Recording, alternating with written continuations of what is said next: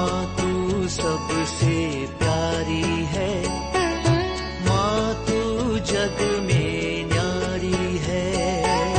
माँ तू सबसे प्यारी है, माँ तू जग में न्यारी है। अपने आंचल में रखना, अपने आंचल में रखना। हमें वरदानों से भरना। माँ तू सबसे प्यारी है, माँ तू जग में न्यारी है। माँ तू सबसे प्यारी है, माँ तू जग में न्यारी है। Mr. Rajan Samuel, a great missionary in Hindi heartland, first class with distinction.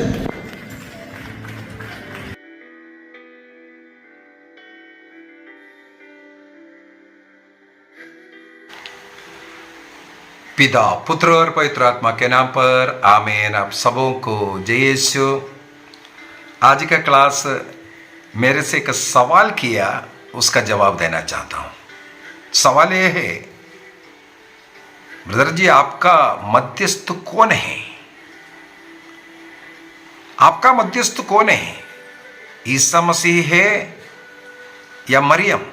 संत लोग वो जानना चाहते हैं। तिमोथी का पहला पत्र दिया 2:5, मेरा तो मध्यस्थ एकमात्र मध्यस्थ ईसा मसीह है, मेरा अन्य कोई मध्यस्थ नहीं है। आपका मध्यस्थ कौन है?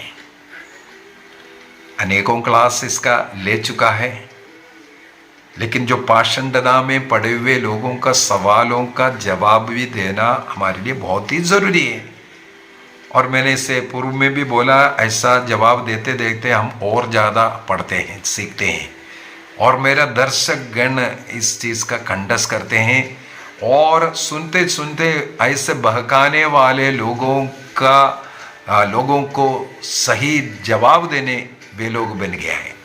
मुझे इसमें बहुत खुशी है। तो उस भाई को जवाब देना ज़रूरी है। सवाल किया है, आपका मध्यस्थ कौन है? अभी उन्होंने वो वचन तिमोथी का पहला पत्र अध्याय 2:5 में पढ़ लेता हूं। वहां पर लिखा है, क्योंकि केवल एक ही ईश्वर है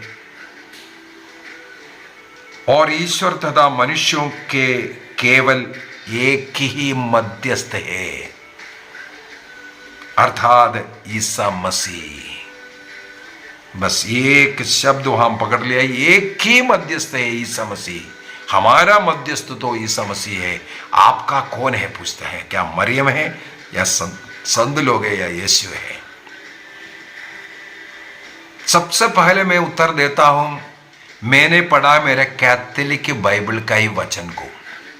सबसे पहली बात, मेरे बाइबल में भी यही लिखा हुआ है, केवल एक ही ईश्वर है, ईश्वर तथा मनुष्यों का केवल एक ही मध्यस्थ है, अर्थात ईसा मसीह। ईसा मसीह मेरा भी एकमात्र मध्यस्थ है। अभी आगे का ध्यान से आप सुनना।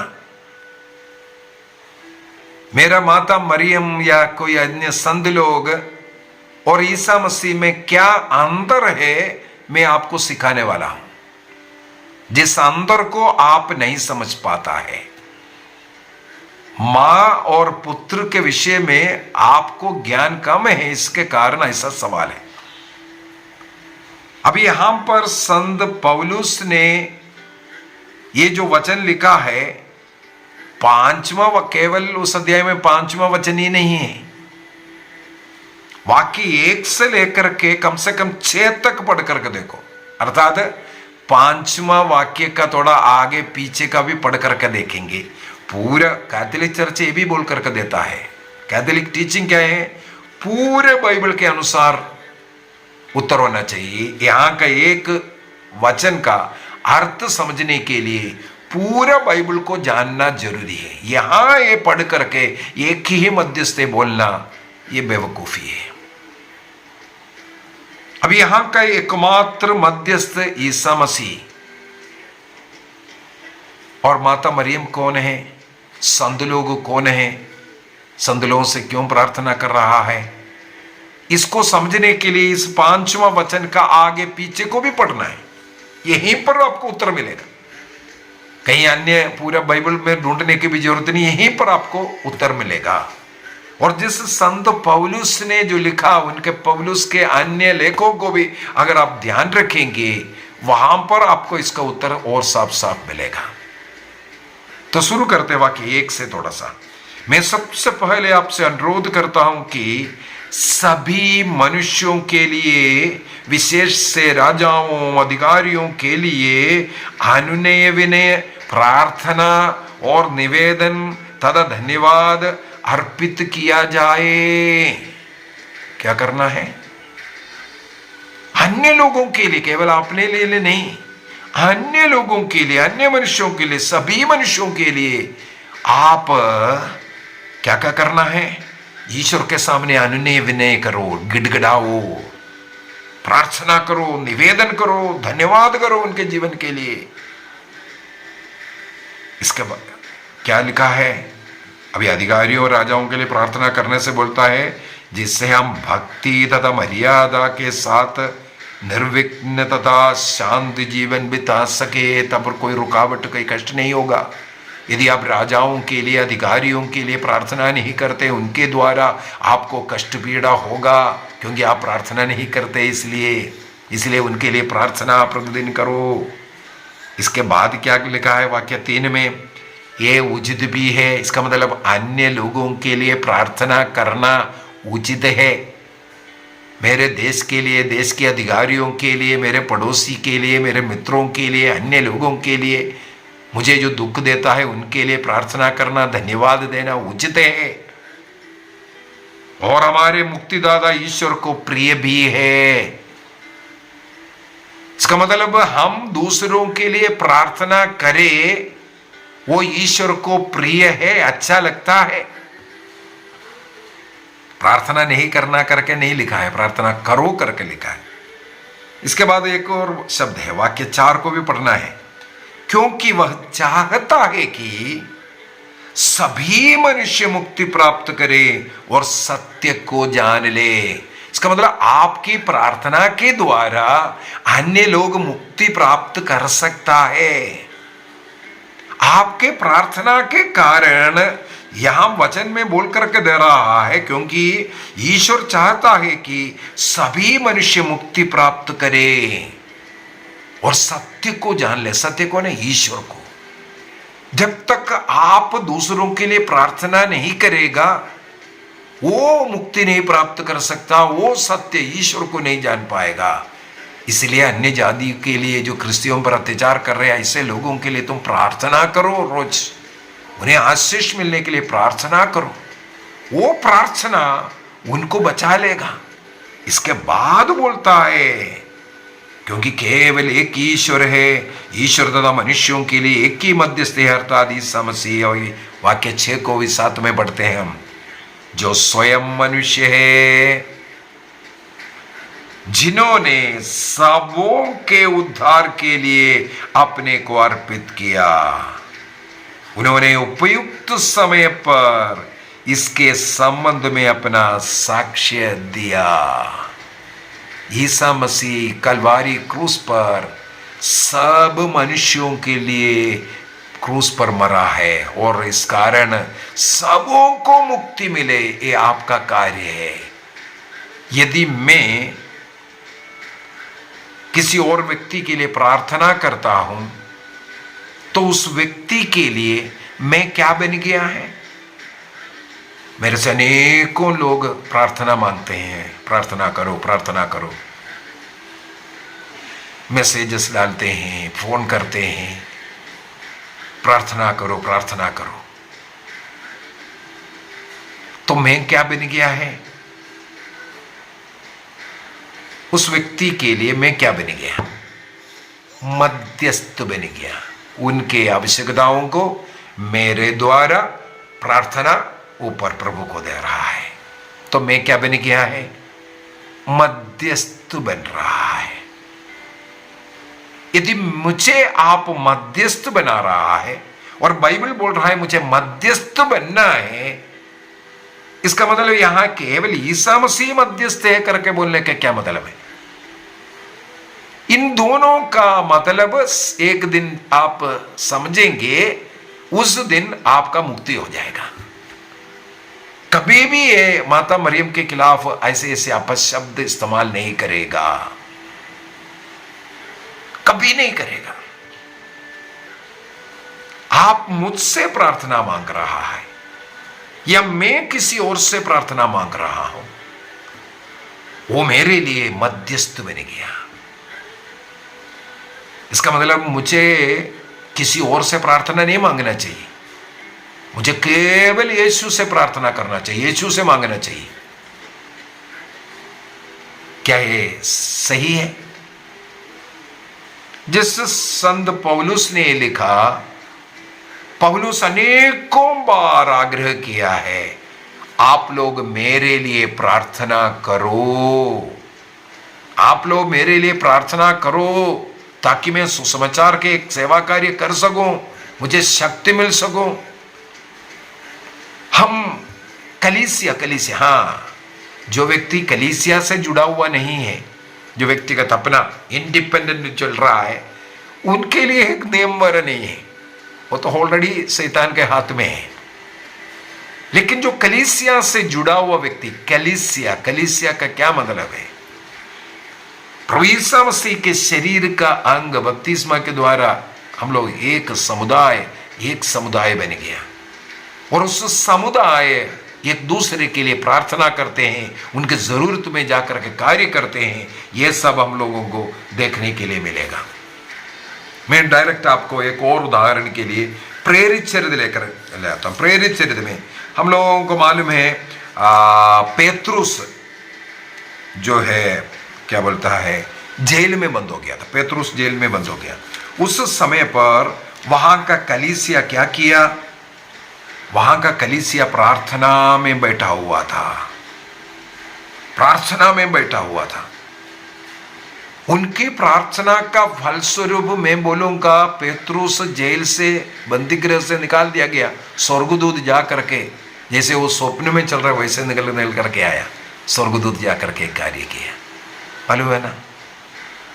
मैं एक और इस प्रार्थना का शक्ति के विषय में बताने के लिए अध्याय 4 में लेकर के जाना चाहूंगा।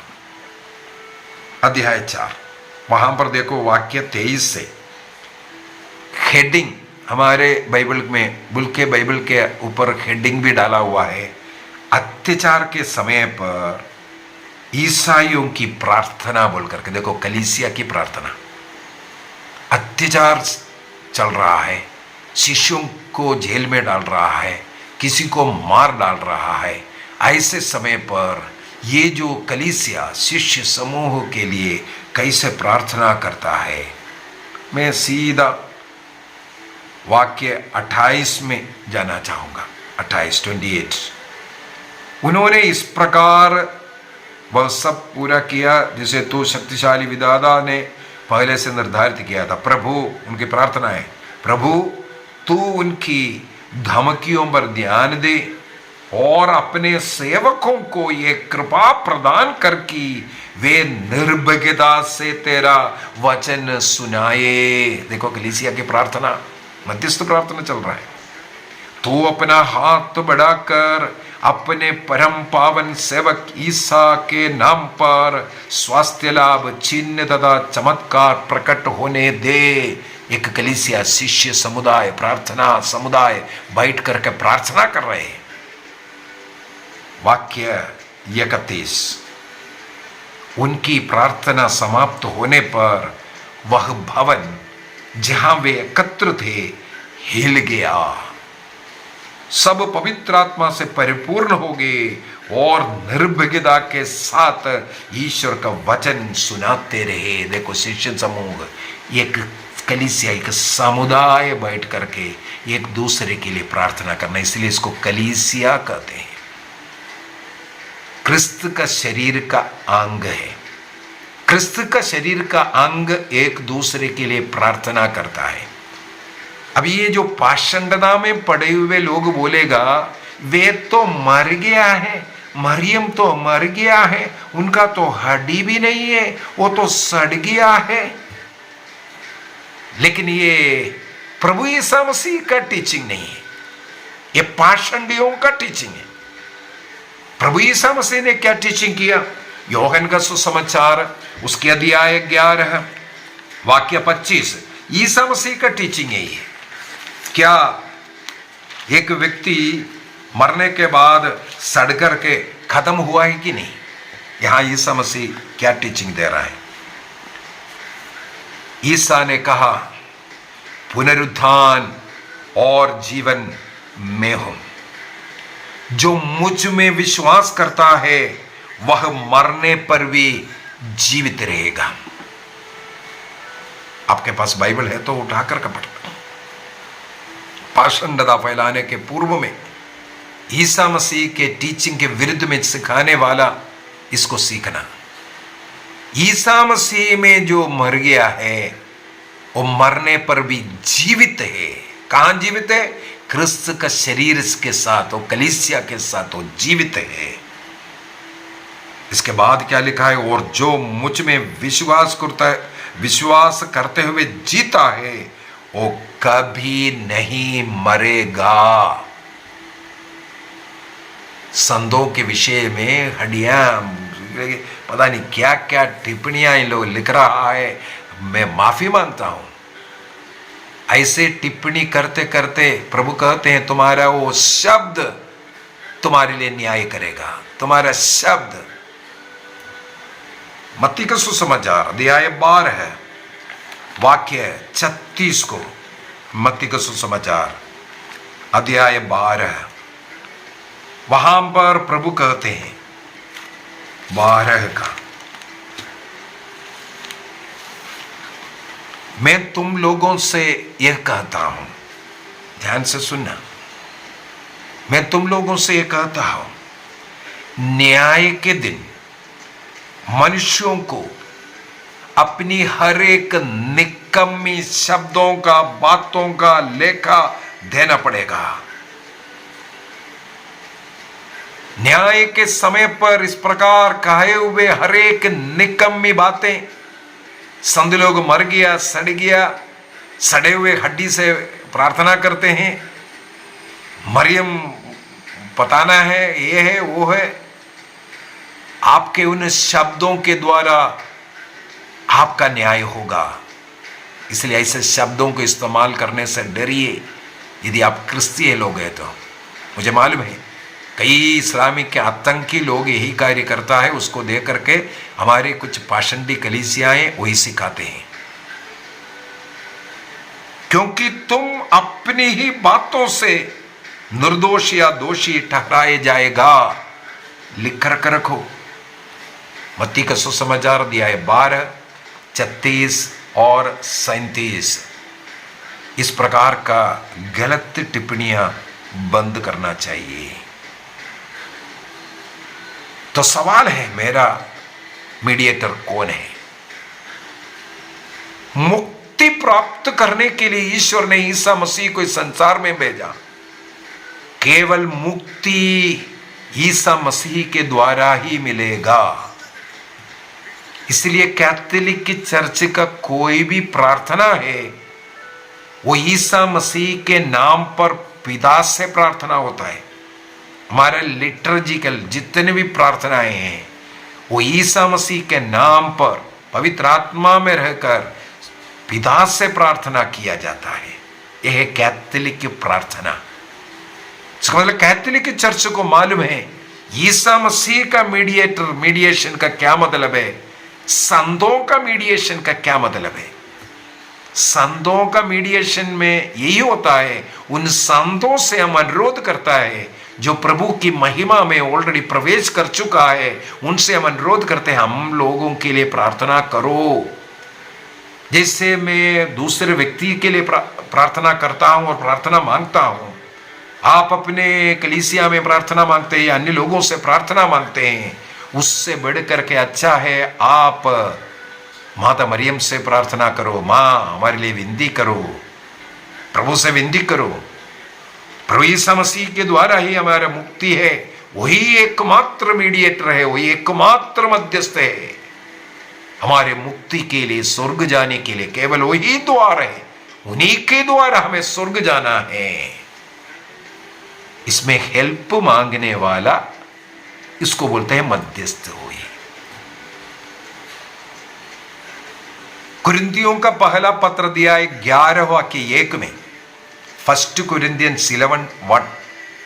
वहां पर संत पौलुस, यही जो लिखने वाला एकमात्र मध्यस्थ ईसा मसीह लिखने वाला संत पौलुस क्या कहते हैं, केवल वहां नहीं अनेकों जगहों पर संत पौलुस लिखते हैं, यू फॉलो मी, आप मुझे फॉलो करो, मेरा पीछे आओ, क्योंकि मैं प्रभु ईसा मसीह को फॉलो करता हूं।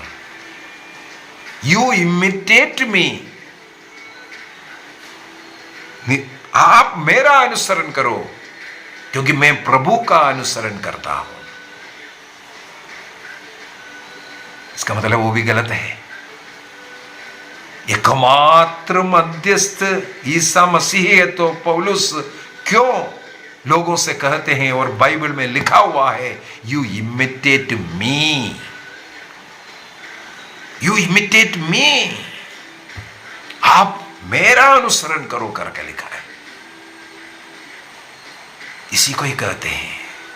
तो कैथोलिक चर्च जानता है ईसा मसीह का मध्यस्थ का मतलब है केवल वही क्रूस में मर करके पिता ने उन्हें भेजा है मनुष्यों के लिए मध्यस्थ के रूप में। केवल ईसा मसीह के द्वारा ही हमें मुक्ति मिलेगा।